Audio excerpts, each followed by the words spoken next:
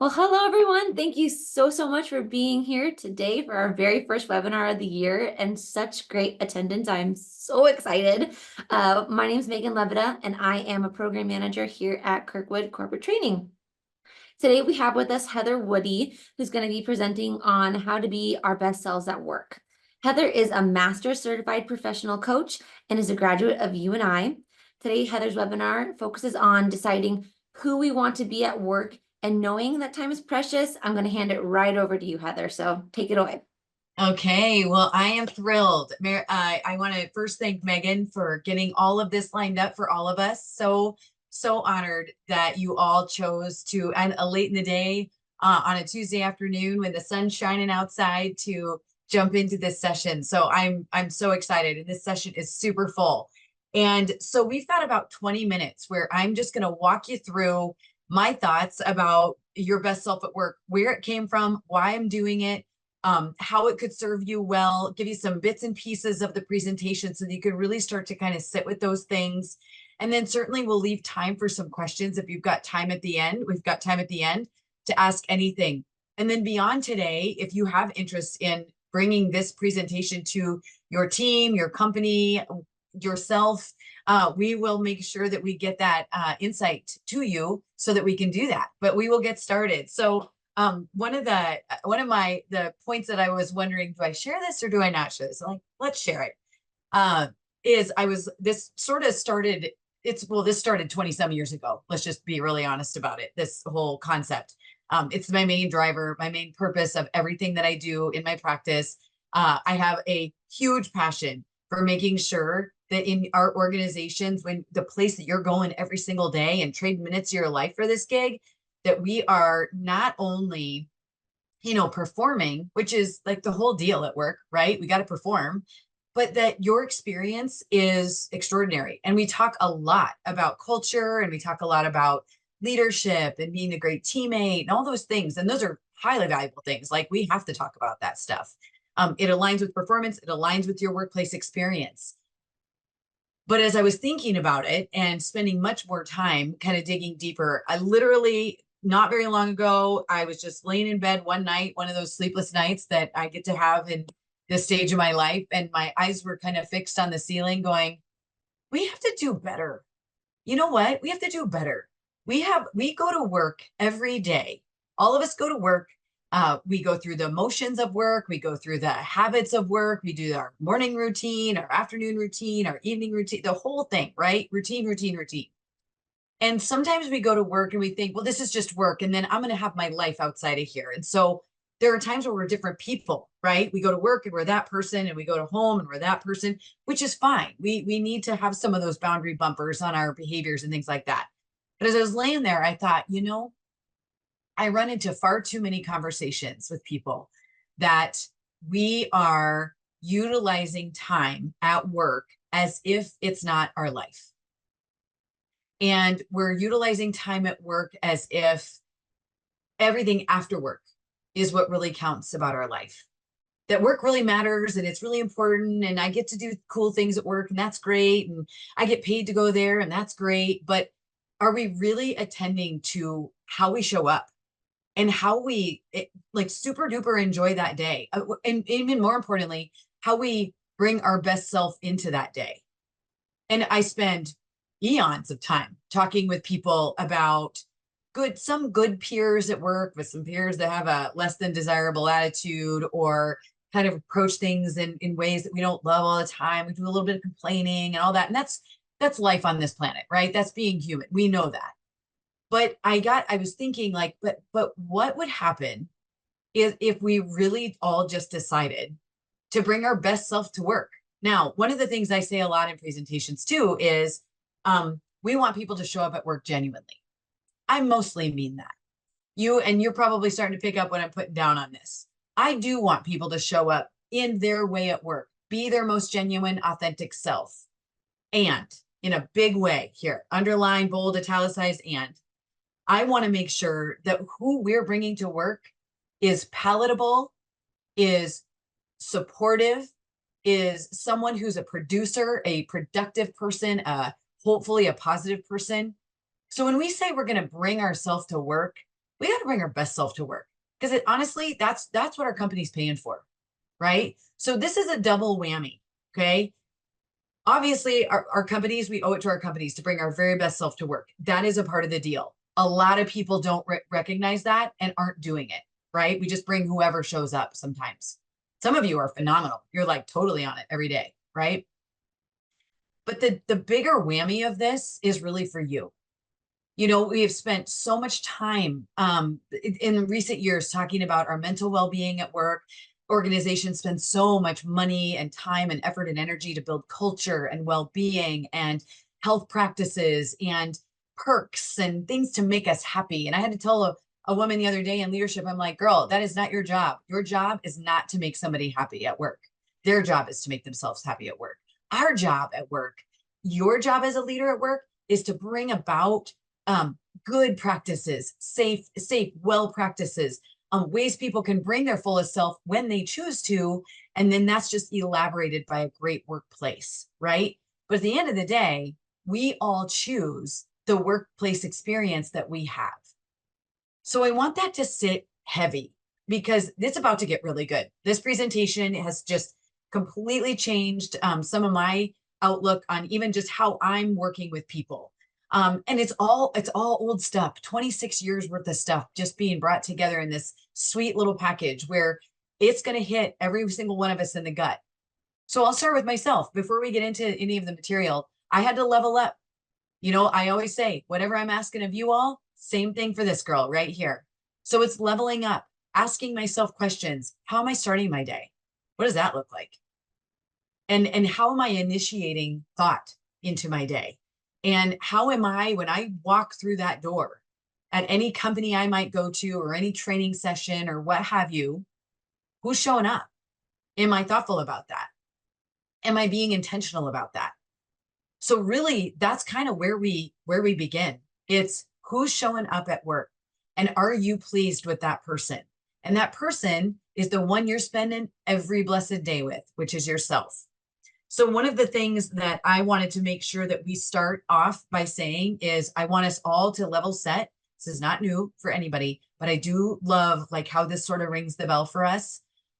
I want us to recognize that your life is the time you're at work. We spend between the ages of 20 years old and 60 years old, if not more, over 60, at work with people that are not people necessarily that we've always chosen. We have our family, we have our friends, and we get a little bit of time with those folks, right? But at work, 20 to 60, 60 plus, we're bringing ourselves to other people's lives through our workplaces. And that matters. That time is precious. Your experience at work is precious, super precious. And the people that you affect, their lives are precious. So right now, as we're getting this intro, what I want you to step back, I want everybody to pull back real quick.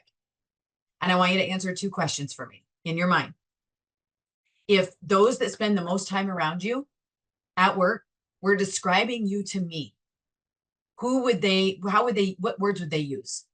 What characteristics would they use to describe you? What qualities would they say you represent? What values do you respect and honor? What's your tone? You know, how do you talk at people and with people? Would they say that you care deeply about not only the work, but also others and how you affect them?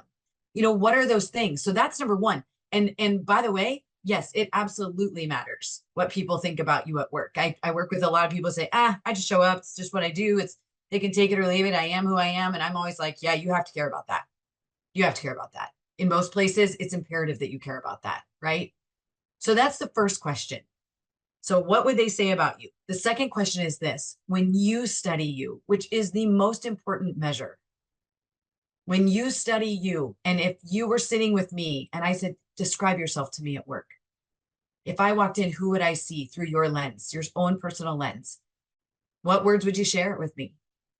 And so would they be on the best self at work side of the list? Or would they be kind of like, just a sort of a leaf floating in the wind. I'm just show up however I'm feeling. Or would they be, I got a little work to do. I need to do better. Like I'm letting life get me down, or I'm letting things get me, into a place where I'm probably not showing up my best at work. And I'm not remembering that my work is my life, is a huge part of my life. So that's where the whole thing came from. And so some of the parts of this presentation that I want to sort of stamp for you today, one is a concept of just really being intentional, making decisions about how you roll. So I talk all the time with people like, how do you roll? Like, how do you think about yourself? What do you carry in through the door, right? What do you carry into your office? What is the look on your face when you show up at work? And honestly, to be really square with you, although I do care about what everybody else thinks, and I just made a big deal about that, I care how you feel about yourself at work. We oftentimes put the controls for how we're feeling and what we're wearing in everybody else's hands but ours. Okay. We spend so much time responding and reacting to people's stuff. Okay. We have no control over that. Their stuff is always going to be their stuff. At work, the only thing I can control is my show up, how I roll, literally moment to moment. So when I have disappointing meetings, when I have things that don't go quite the way I want it, am I letting that seep so far in that my best self at work can't see the light of day? Because I just let that sit so heavy. Now, one thing I'm not saying, and I really want this to be clear to everybody, is that everybody has to walk around with like Susie Sunshine all over their face. Not saying that at all. Our best self at work has certainly parts and pieces of our attitude written all over it. We know that. And our attitude is 100% our choice. I don't care what anybody else tells you. That is what it is. It is a 100% deal, if not more. Okay. But there's so many other elements to this, and we're going to get into that. But I want you to really stop and think, how do I let other people sort of chip away at the person that I show up being? And how does that affect me and how I feel about me and my precious minutes at work and my workplace experience and how I'm using my talents and how I'm bringing my gifts forward? And, can I bring my fullest self, my very best, fullest self, and all my talents and strengths and gifts and sometimes weaknesses and deficits? Can I bring those to work knowing that like that's the self that my company needs me to be in fullness? And we let that stuff just pass us around, just like I said, like a feather in the wind, right? We let other judgments of us blow us around like feathers in the wind. Okay. So this is really about, this whole session is about deepening in the most profound ways our intentionality with how we show up, how we roll, what actions we take, what words we use, what tone we use in our communication styles and patterns, how other people see us, but most importantly, again, how we feel about ourselves at work. So that word intentionality is going to be emblazoned on all of us like a big old tattoo. Okay. So that's number one. And really, this is about both your professional and your personal life. You're going to gain ground in both areas, right? So before I proceed, one thing I will tell you too is, I have this really cool opportunity where I get invited to people's, retirement parties or a part of their next steps in their life as a coach. I just cherish my role so much in people's life. And there will be times where I'm reflecting with them about that time and how they spent it. And I will tell you, like 90% of the time they say, I wish sometimes I would have done it a little different. I wish I wouldn't have let this or that affect me so much. I wish I would have chosen better behavior. I could have responded to all those people in a much more effective way. And I didn't. I carried grudges. I was mad at people for stuff they did 10 years ago. I just brought kind of a attitude about things because it's just work. And I wish I wouldn't have. I'm not getting that time back. So, I mean, I literally get this huge cry thing in my throat when I hear people say that. On the flip side of that, there's this many people that I talk to that say, dang, I'm bringing my A game to work and this is what it's doing. And look at how it's performing. And my days are better and I'm better with my family when I leave this workplace, or I'm better out with my hobbies or serving on a community board or what have you, because I choose how I roll at work. And that's where I'm spending most of my time. So all of this has this like ripple effect or this like very cool vibe through the rest of your life. And it affects everything. It affects everything. And you and I both know that like 99% of our work is how we are vibing with other people. And that all starts with us and our choices with how we choose to partner and sync up with others. And that all comes back to who we bring to work. Okay. So as we proceed, I always tell people that in this session, I want you to understand that you deserve to feel great at work. So that word deserve is a little judgy and dicey to me, but it's the only word that gets it done for me. You deserve to bring your best self to work, but you more importantly deserve to feel well at work. Again, not everything's going to go in ways that we want or hope. We're going to hate a whole bunch of decisions that our companies make. We are not going to like certain things. Who cares? Right? Who cares? We're still rowing forward and we still deserve to feel the way we need to feel at work in spite of some of those things. And to be a part of when you can describe yourself as someone who says, you know what, I didn't buy into all that, but you know, I get it. And my best self at work looks like this. I'm on board and we are moving this train forward. And that is who I'm going to be because I'm not wasting my days on him-hawing around and dragging the cinder block on my foot just because I don't like this thing. Like what a waste of time, right? So looking at it, how do we sort through what your best self looks like, even in the middle of adversity and controversy or conflict in your organization? So we dive deep in all of that stuff. Okay. Here are a few things. I'm going to kind of rattle off just a few things that we know for sure really affect our day-to-day life. Okay. At work. The attitude and energy we choose. Amen to that every day of the week. From the second your eyeballs pop open, what are you filling that brain of yours with? Hopefully coffee or some sort of, goodness that way to get some pep in your step quick. But what goes in the mindset immediately to get us tuned up to be able to march through that door and conquer and to feel strong and smart, right? And to build great relationship and all the things we want to do. Our ability to stay anchored and at peace at work. Cy Wakeman, one of my favorite authors and speakers, talks about stay in joy or leave in peace.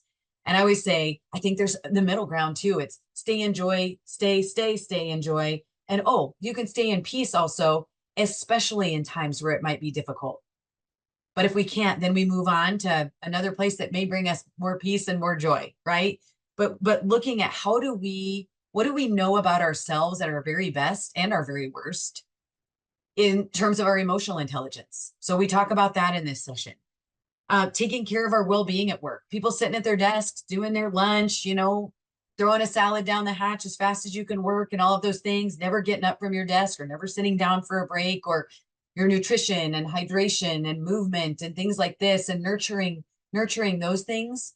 You can't be your best self at work if your fuel tank's empty. We get hangry. We get frustrated. And I know that sounds like a simple thing and we're all adults, but how many of us do it, right? So what does that part of your life look like? What does intentionality look like in that so you can keep bringing your best self at work? Okay. Intentionally nurturing good, healthy communication relationship. We dive deep in that and we look at how we conflict better. I just said to someone earlier today, your best self at work, when you're giving feedback, tough feedback around just somebody's rotten performance. Here's how that sounds. Hey, person X, you know what? I'm going to give you my A game.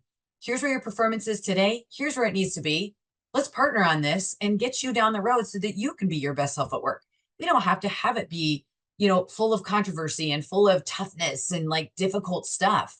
We want to not only raise our game, but everybody else's game at work. And it can sound so productive without anything negative. Okay. Another one, being what I call a stealth solution finder. So like as soon as problem starts to like rear its ugly head, best self comes to play. And you're like, all right, game on. Let's start reimagining how we block and tackle and conquer that problem into solutions and ideas and being imaginative. Being proud of your efforts and results. I'm a real stinker with this, folks. Like if you aren't tooting your horn, I'm going to bring the loudest horn tooter to your desk. And you are going to toot it as long as I tell you to toot it. The reason being You cannot continue to perform at high levels and be your best self at work if all you're doing is, yeah, no, not a big deal. Oh, that performance, not me. Don't talk. I don't really like to have a big ego. I don't really, nope, not at all. We are going to study what makes you great. And we are going to study what makes your performances great. Because that's where the ticket to your success lies. Why we study all these things where we mess things up, like it's like got the golden nugget living in it, is bananas. I get it. We need to understand what went wrong. Great. Super. Let's look at that. But I want to know when stuff's going right, that's where all the beauty lives. Like, it's like, let's repeat that thing. So let's break that down in your performance. If Heather Whitty comes to you and says, hey, you nailed that performance, let's break that down. You know what I want you to say is, you're darn straight, I did. Let's go. Let's rip it to shreds and understand it so we can repeat those things. That's what allows you to bring your best self to work. Has nothing to do with arrogance or any of those things. But we spend so much time at work not acknowledging amazing performances in ourselves. And again, it has nothing to do with any sort of arrogance. It's just acknowledging when work is getting done in a great way and picking up on what we're putting down and doing more of that. And then the last thing I would say is being a positive, listen to this, everybody. I want you to listen to, this is the mark, okay? Because this is what people remember about you. Being a positive, memorable team member. Uplifting and mindful of your impact on other people. That's how I want this to go for you. I want not only for you to enjoy you at work, the one you get in this entire life, that you learn finally at the professional age that you are to enjoy yourself at work most of the time, even when you screw it up, and rebounding and trampolining off that moment, which we talk about. I want for people to say, dang, they are good. I love working with them. They are good. They're smart. They help bring me along. I mean, that's how you know you're getting some of that done. And that just allows you to continue to be a springboard, not only for others, but for yourself. So in the session, I mean, there are a zillion other things that we are going to talk about in this session, and we get like a nanosecond to talk about it, to tee it up. But I'm going to leave this with you.